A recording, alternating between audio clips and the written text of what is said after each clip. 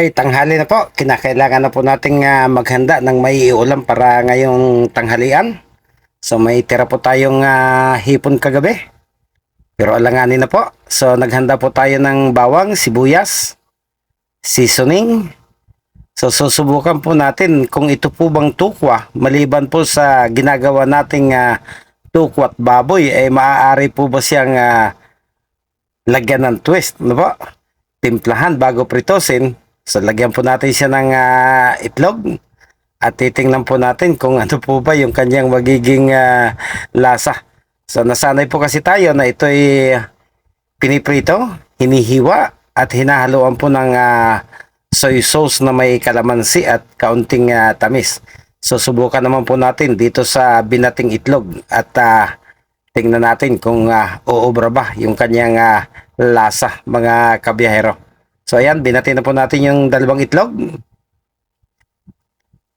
Batihin po natin ng mabuti para pumino.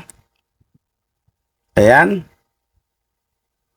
Lagyan po natin ng kaunting asin.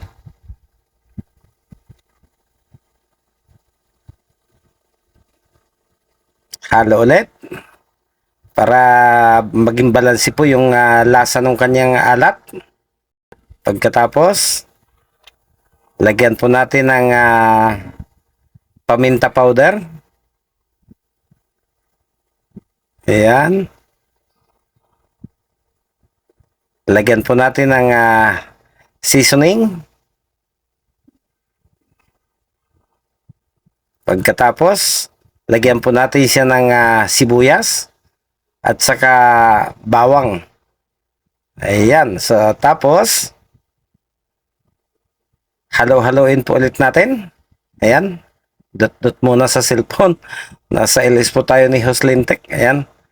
Halo-halo ulit. So, pagkatapos po nating haluin, diyan po natin ibababad ng ilang minuto po yung ating hiniwa-hiwang tokwa. So, hinugasan na po natin ng mabuti yan. At ang tokwa po na yan ay hindi po natin binili sa palengke. Binili po natin yan doon sa ating kaibigan na nagtitinda po ng taho. So siya po mismo ang gumagawa ng tukwa na yan. Kaya wala po siyang amoy na maasim. Hindi po katulad ng mga nabibili natin sa public market na kung minsan po ilang araw na pong nakababad sa tubig. Kaya kapag piniprito po ay napakaasim.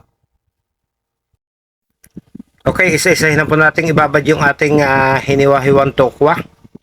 So ayan, ilubog po natin sa ating binating itlog. At pag nailagay na po natin lahat, maghintay po tayo ng ilang minuto para yung pong lasa ng ricado at ng kanyang panimpla ay manood po doon sa kabuuhan po ng tukwa, mga kabiyahero. Sinubukan lang po natin ito. Titingnan po natin kung uubra lang ba yung ating naisip na magkaroon ng ibang paraan ng pagluluto ng tukwa, mga kabiyahero.